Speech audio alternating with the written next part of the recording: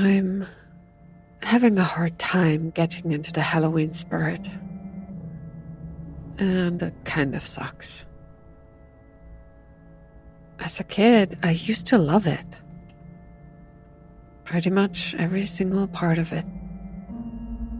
From picking out a costume to the decorations, the candy, and even the cool air of a fall evening.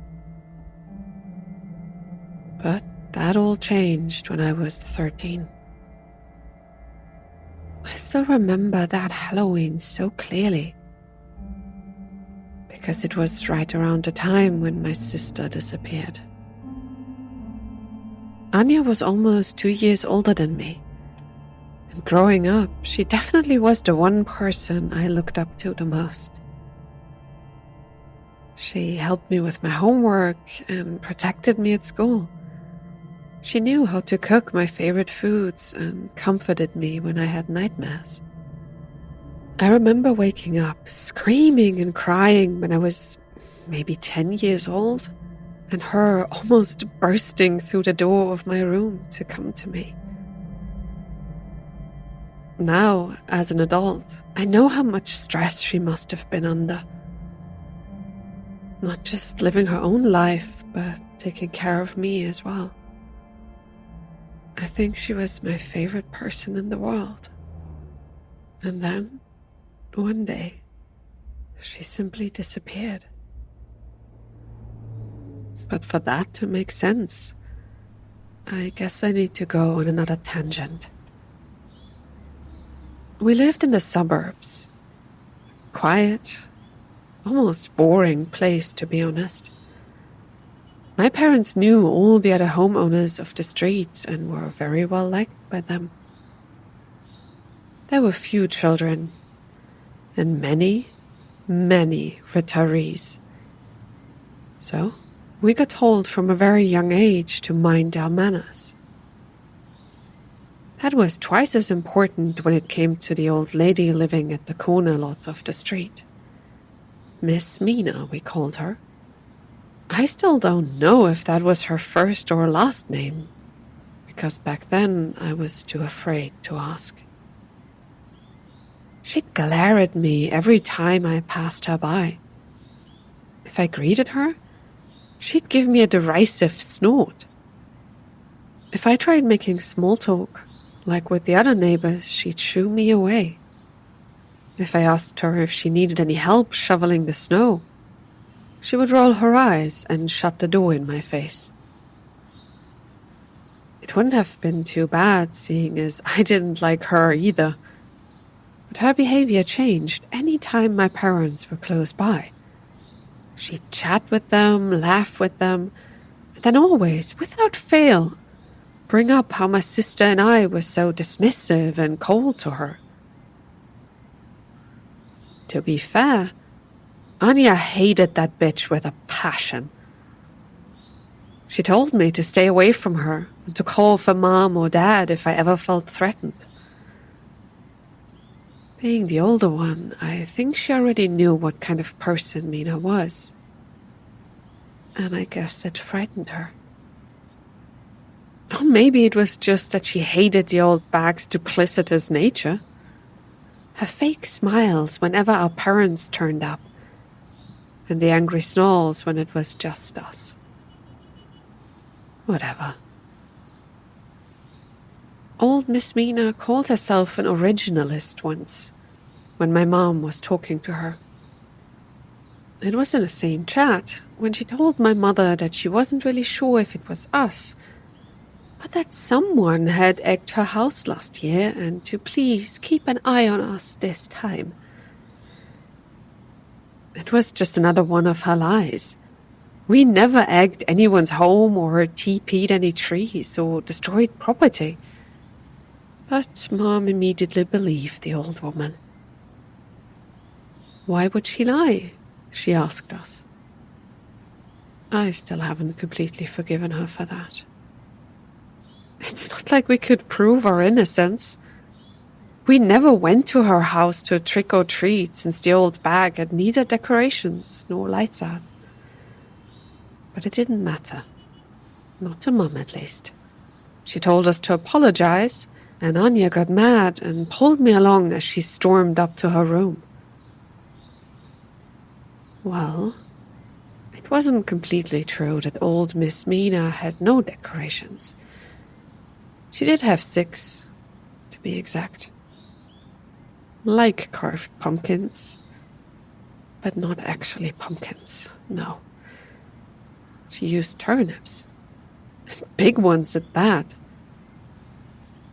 If you've never seen such an abomination, do yourself a favor and look it up. Even the normal ones look absolutely harrowing. But Miss Mina's were even worse. Her carved turnips actually looked like screaming heads. They all had those dead eyes wide open in horror, while they cried out silently into the void. I almost peed myself when I first saw them on her porch, and I still remember speeding up on my bike while looking down at the street to escape their dreadful stares. Those things scared me to my bones, and I think Anya felt the same. Only she was better at hiding it back then. After Mom's scolding, while up in my sister's room, she told me of her plan. If we were getting punished either way, she reasoned, it would be fine to play a prank on the old woman. I wasn't convinced, to be honest, but Anya insisted. I asked her if she wanted to do something to the carved turnips, but my sister immediately shook her head. No, she didn't want to mess with those things either. Instead, she showed me a bottle of some weed killer she had stolen from Dad's shed and told me to meet her in her room that night. I should have stopped her, but I didn't. I couldn't. Anya knew what she was doing, I told myself. So, I met her at around midnight, and we snuck out of the house, just as the 31st of October began. Silently, we walked along the empty street and towards a corner house where Miss Mina lived. It didn't take us long. Anya told me to stay back, on the other side of the road, as she pulled out the bottle of weed killer and quickly raced across and toward Miss Mina's property. I felt this fear deep in my bones as I watched her. Maybe I should have stopped her then. Told her to turn around and come back with me. Would it even have changed anything at all? I'm not so sure anymore. Anya hopped the fence, opened the bottle, and started writing a single word into the lawn with the liquid. It wasn't anything bad or obscene or something like that. No, all it said was witch. Written so the owner of the house would be able to read it anytime they looked out of their windows. Just a dumb prank. Nothing more. But as soon as Anya finished, I almost let out a shriek. There was movement in the darkness of the window behind the door. Waving wildly at my sister, I immediately got her attention. The shadow inside the house shot toward the entrance. Anya ran and jumped over the fence, just as the door opened a crack. Strange, dim light came out of the house, and in it, I could see the 6 turnip heads screaming into the night. A hand appeared, longer and thinner than anything I had ever seen. It stretched out of the house toward us. And suddenly, I saw my sister stumble, then fall onto the street, a blank expression on her face. I stopped thinking then and there, shot forward, grabbed her wrist and pulled her up so we could run away. Only once did I dare to look back. I could see the 6 turnip heads. The door of the house was still cracked slightly, and the long, thin arm was still outstretched. What had changed, though, were the eyes staring out from the darkness. Not human ones, no. They glowed, and I immediately felt it as they met mine. It was like a cold chill running down my spine.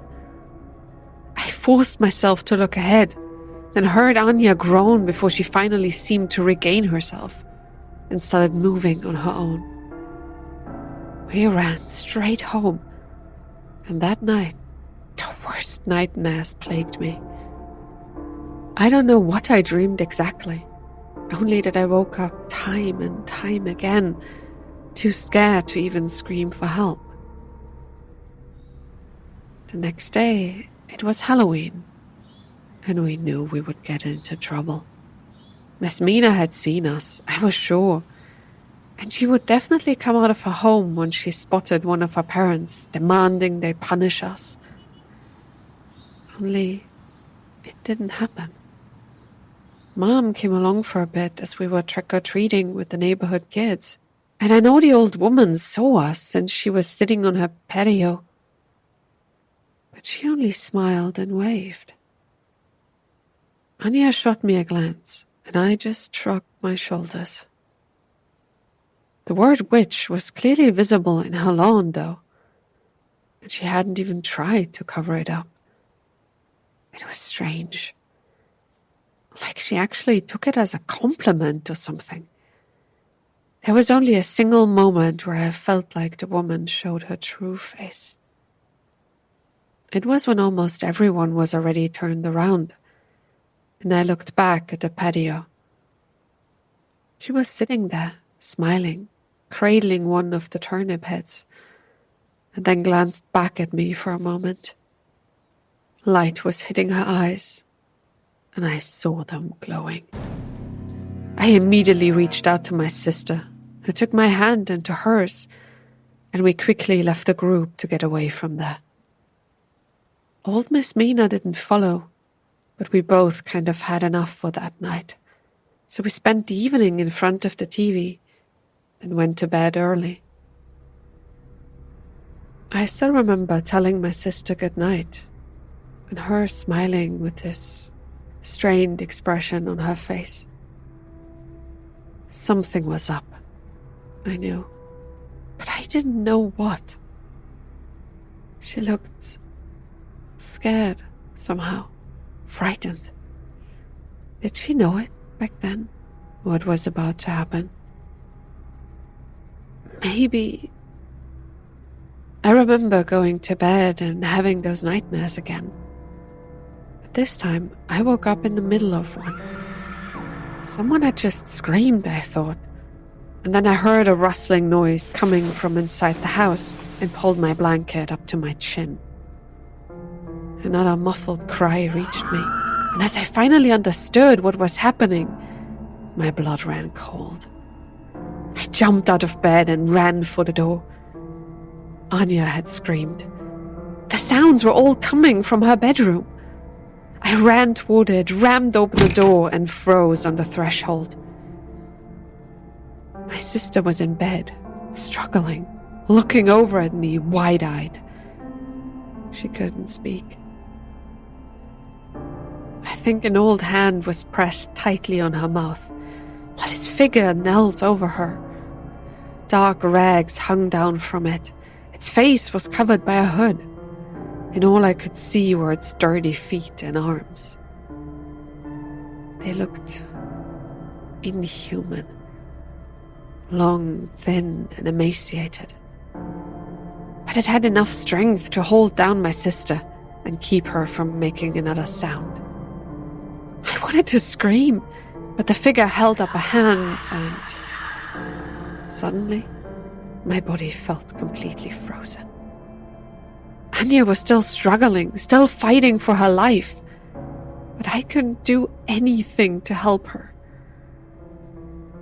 I had to watch helplessly as the figure gripped her by the throat and dragged her from the bed. Anya was crying. Our eyes met. time.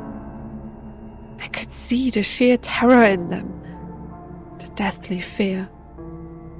She was begging me with her eyes to go get our parents, but I couldn't even move a single muscle. I tried to thrash around, but my body didn't listen. The figure dragged Anya across the floor, one old hand clasped over her mouth as it walked toward the window. It opened it by simply raising a hand. Anya was kicking out, making a ruckus, but neither Mom nor Dad seemed to notice. They were sleeping while their child was taken away. The thing climbed out of the window and onto the roof, dragging my sister along with it. One last time it looked back at me, and I got chills as our eyes met. They were glowing with this malice and greed. It cackled, and I heard Anya screaming into the hand over her mouth before this thing suddenly jumped and disappeared. The moment it left my sight, I collapsed and only woke up the next morning as Mom was shaking me awake. I had a nasty fever, and people told me that I must have hallucinated it, but the fact remained. My sister was gone. She never returned. Mum and Dad were frantic. They put up flyers and called around everywhere. But I already knew they wouldn't find her like that. I told them again and again, but every time I brought up the fact that Miss Mina was involved, they got angry with me. Exactly 1 year passed. My parents were arguing constantly, and while they outwardly still tried to find Anya, I think they were only doing so to keep up appearances. It was then, that Halloween evening, that I saw her again. Not even dressed up, I walked along the neighborhood, unable to cope with the reality of being alone, when I felt like lightning had struck me. Miss Mina was sitting on her patio, smiling at me with this icy stare in her eyes. She was cradling a turnip head, while 6 others were standing around her. A new one I recognized in an instant. Anya was there, silently screaming with those dead, lifeless eyes staring into nothingness. I howled and ran to get my parents, but it was pointless. They didn't believe me. No one did. Not even once, no matter how loud I screamed or begged them. My parents just brushed me off. And then, not even 3 months later, sent me to my grandparents for a change in scenery while they got divorced. I don't talk to either of them anymore. There's nothing to talk about. Maybe we could have saved Anya if they had believed me that first morning. We could have done something. Well, over a decade has passed now. I am not a child anymore. I don't need anyone's permission to do anything. Today is Halloween, and I'm on my way back to the suburbs where my sister was taken. I will find Miss Mina, and I will make her tell me what happened to Anya. Thinking about it, I guess this is my last will and testament, in a way. I'm not sure if I'll get out of there alive, or if she'll turn me into one of her decorations as well. If that is the case, just know I died doing what I think needed to be done. And at least I hope to be closer to Anya again, to help and comfort her wherever she is now. It will end tonight. One way or another.